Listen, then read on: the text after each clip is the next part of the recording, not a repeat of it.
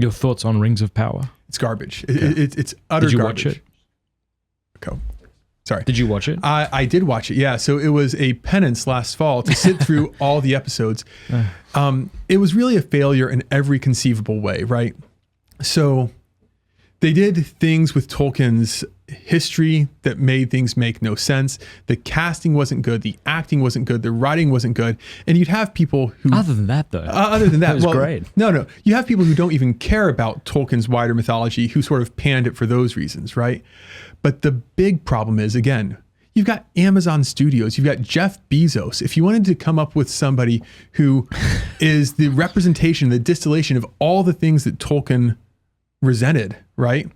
Let's turn to Amazon Prime. Let's turn to the multi-billion dollar world of high tech. This is what Tolkien feared, right?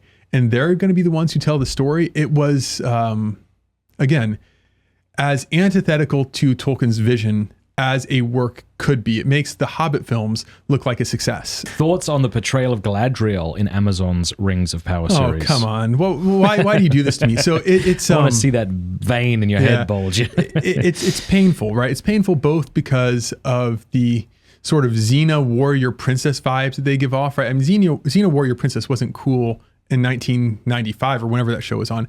It's much less cool in 2023. But it's a painful reimagining of her, right? Because she's supposed to be this figure of grace and beauty.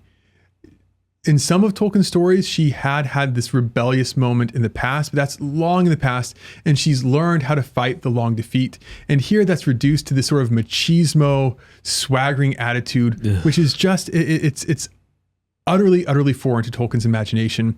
And the things that she's seeking to do are precisely those things that Tolkien himself would argue that you shouldn't do. The worst moment in that very awful show is when she's sent into the West, which is returning to paradise, returning to the land of Valinor. And it's basically as punishment or an exile, right? And she's there. The pearly gates are opening up, right? The pearly gates are opening up. The light is breaking. And instead of going into the light, she remembers something that her brother said, something like, to know the light, we must touch the darkness, or some crap like that. And she turns around from paradise and dives into the ocean. And then we're supposed to believe that she swims across the entire ocean to go back home, which is stupid enough in itself. But the monumental rejection of what Tolkienian goodness is: sacrifice, self-abnegation, release of control. And instead we're celebrating this Promethean, this Byronic desire to assert the individual personality. It's very nearly a diabolical moment. So that's the worst element of Galadriel, but just about everything she does is off. Hey, thank you so much for watching. Before you go, do us a favor, leave a comment, let us know what you thought of the video, like, and subscribe.